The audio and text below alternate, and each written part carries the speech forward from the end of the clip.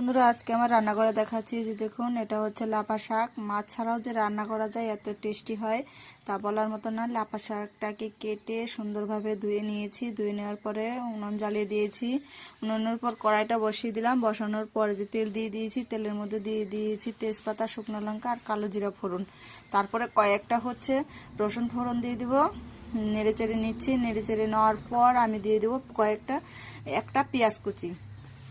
সুন্দরভাবে ভেজে নেব। তারপরে দিয়ে দিব হচ্ছে জল। জল দেওয়ার পর আমি একটু নেড়ে চেড়ে নেব।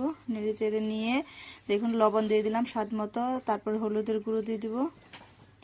তারপরে নেড়ে চেড়ে নেব। এই যে দেখুন তারপরে কয়েকটা লঙ্কা ফাটানো দিব। তারপরে আমি ঝোলটা বেশ করে যখন ফুটবে তখন কুচানো শাকগুলো দিয়ে দেবো। 5 মিনিটের মতো জাল দেবো শাকটাকে। তারপরে আমি নামিয়ে নেব। ভিডিওটা ভালো লাগলে শেয়ার, লাইক আর সাবস্ক্রাইব করে পাশে থাকবেন। আপনারাও এই রেসিপিটা বাড়িতে